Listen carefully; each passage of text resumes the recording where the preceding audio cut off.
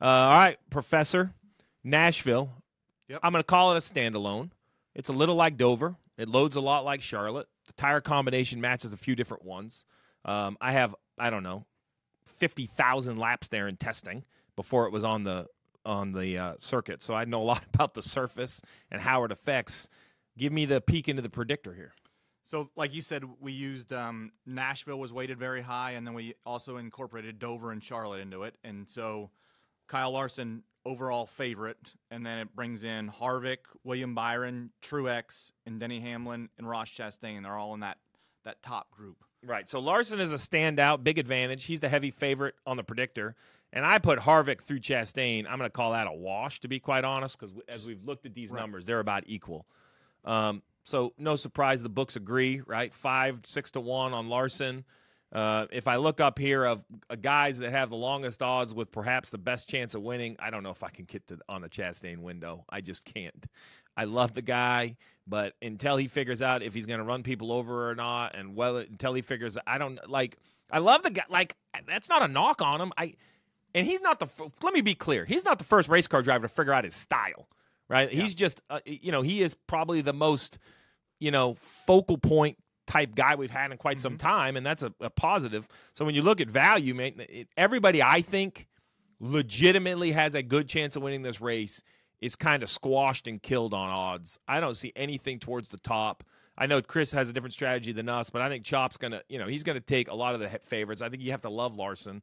Truex killed him at Dover. I love Truex. I know. Yeah, but you love Truex whether he's winning or not. Well, but I got reason to love him this time. So now your love is defendable. Yes. You want to go with it? I know Chris. I could see. Listen, I'm not new at reading personality. His eyebrow twitched, so I know Truex is on his board. I think Truex is a great bet. Yeah, I do agree. At 8-1, I think Truex is like equal favorite. How I think they're going to perform, I think it's going to be a Larson, Truex type show. So I would have them closer to equal than they are, right? I think getting 8-1 on Truex versus 6-1 on Larson, I think Truex is better value because I think I'm going to call it a coin flip on who's going to run well. I think you're right. And the other thing too is I feel like the last 4 or 5 races, last 4 races, Larson hasn't performed at places where he typically does perform. So I think right now he's a little overvalued. Disappearing at Charlotte, he gets a decent finish at Gateway, but that was a strategy call. You look at Sonoma, a place where he's been really, really good. He passed maybe 4 or 5 cars, wasn't able to kind of crack into that top 5. And those are places where we anticipated him being really, really good. I thought Charlotte was baffling. So I think that Larson right now is a little overvalued. Now, could he unload fast, qualify well, and dominate this thing? Well, hell yeah, he could. And then it's like, well, shit. The problem is like he's overvalued until Kyle Larson shows up on the scene, and you're like, oh, Kyle Larson won every stage and the race. Congratulate, like that. You're absolutely right. So that's a great way to look at it. So I have this person I want to talk about. Like, how much do you think the line moves? Because Chase Elliott's the favorite as far as most popular. Because I haven't seen anything out of Chase Elliott that says he should be anywhere near this group. On our predictor, we have him in tier 3, a barely inside the top 10 driver. So this line must be, and this isn't a sharp money line, right? This is a fan base line. This is a masses line. This is the fan base. Chris is a professional gambler, so he moves the line by substantial size bets. Chase Elliott, they're predicting the 2, 3, 4 million NASCAR fans out there who all throw $50 on their favorite driver, Chase Elliott. Guess what? That's a substantial amount of money. You have to protect against it. So that's why his odds are always, if he's 8-1 here, he really should be, in my opinion, a Reddick. He's a 12, 14-ish to 1 pace guy, but we're going to have him up there because he's the most popular. All right, well, that's the top of the board. You love Truex. Yes. Kyle Busch is a real interesting conversation. I want to say something about Truex. The only thing that has me hesitate with Truex is, a couple of weeks ago, you're able to see him at like 14, 15, 16-1. So let's just say he unloads fast in practice, like he did. He unloaded fast at Darlington, and he was a favorite at Darlington. I think he opened like 8-1. Was fast in practice, fast in qualifying. Obviously, had a great race car, and he still opened at 8.5-1. So although I think Truex is a great bet, I don't think you have to go and rush and bet him before practice and qualifying. You might as well see them unload just because his price isn't going anywhere. He's not going to go off at 6-1. So maybe if he looks awesome, he's going to go off at 7-1. Well, I'd rather wait at that point versus trying to get in at 8.5 to 1, knowing that there's a chance he might not be the fastest Toyota. So, listen, I totally agree. When I look at numbers that I think I need to get in pre-practice, let's talk about that. Drivers pre-practice. I think that anyone 8 to 1 or better is not going to move enough to matter. So I don't care about Byron or Hamlin or Busch or Truex. I'm going to wait to make sure they show up if I'm going to bet somebody under 10 to 1. But let me go ahead and tell you that, like, let's talk about the next wave.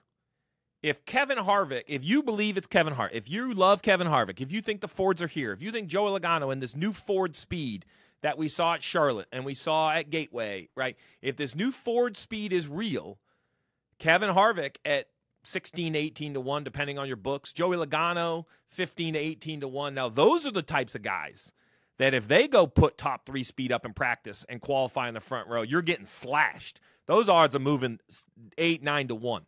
So I believe if you're on the Ford train, so I keep sneaking at, all right, what's our best Ford driver? Blaney is what you have. And he's right there at 10 to 1. That could drop a little bit. Who's our next Ford driver in the predictor?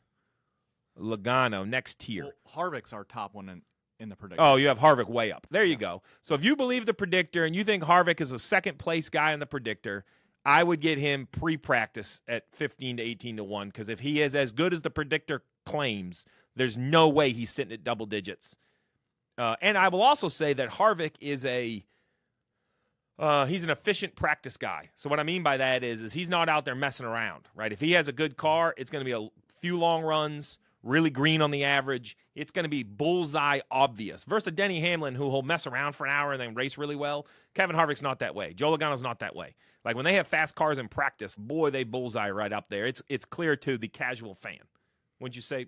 I mean, Russ, you look at more odds, more rate, lat, and data than anyone. Because Denny Hamlin's the one that really sticks out to us. That doesn't show up in practice, but then in the race is just lights out, and in qualifying.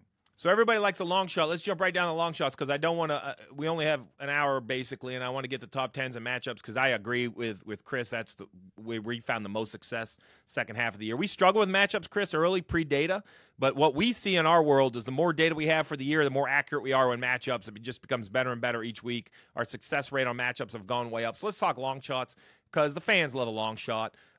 Listen, tick, tick, tick, tick, tick on Ty Gibbs. I don't know what to tell you. Like, it's going to happen.